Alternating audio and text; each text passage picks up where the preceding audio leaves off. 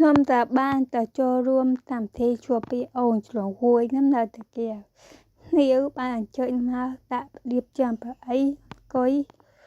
ឲ្យស្ងៀមអង្គុយចាំហាយចំនួនយកហាយចំនួនហើយលោកអាចារ្យទៅបានមកដល់តែលោកអាចារ្យលោកអ្នកផ្សេងឯងទទួលបានចូលរួមតែដើម្បីជួបពីអូនជ្រុងមួយនឹងអូនស្រីអានេះមកផ្ទះតាខ្ញុំហើយពួកគាត់ទៅបាននាំគ្នាដើរទៅរួមចាំពិធីបំពិធីហែប្រែឈើចូលពាក្យចូលទៅបន្តាំអូនស្រីខ្ញុំចាំណានេះពួកគាត់បងឈរចាំហើយនេះហើយចំនួនហ្នឹងមកទៅមកផ្ទះតាមកផ្ទះមិញពូហ្នឹងនេះហើយរកអាចារ្យហ្នឹងក៏បានទោះមួយបញ្ជាក់ថា4ហើយចំនួនយើងហ្នឹងមកដល់ហើយឲ្យត្រៀមខ្លួនដើម្បីទទួលយក4ហើយចំនួនហ្នឹងហើយគាត់ទៅបានឈររួមចាំឲ្យអាចារ្យធ្វើកិច្ចឲ្យអាចារ្យធ្វើតាមពិធីនៅគ្រប់នឹងដែរគឺត្រូវផៃតបាថៃតកៅយើងនឹងបងប្អូនរកអាចារ្យទៅបានគោះបួសគួរ3ដងគួរ4ដងចឹងហើយគាត់ទៅបានគោះហើយគាត់ទៅបានហៅឲ្យ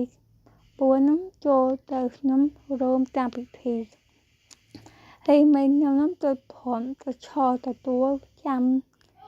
ពំតាយខាងកូនរស់យកចំនួនយកមកឲ្យគាត់យកចំនួនយកមកឲ្យគាត់ចឹងបងប្អូនហើយបើខ្ញុំនិយាយផ្វះខាត់អីសូមអភ័យទោសក្នុងហមខ្ញុំនិយាយតាក់ខ្ញុំជឿបកាយបងប្អូនខ្ញុំមកធ្វើវីដេអូខ្ញុំកាន់ខ្ញុំអីបងប្អូនពួកគាត់ទៅបានរំចាំទទួលអំពីហើយនេះឡាមកតែលើផ្ទះជ័យខ្ញុំផ្ទះកូនទំនំក៏ស្រៀងទូតែកាបទូចចាំយើងបាក់ធ្វើតាមពិធីចឹងយើងទៅបានយកមកធ្វើតាមពិធីនៅលើផ្ទះតាយាយរបស់ខ្ញុំ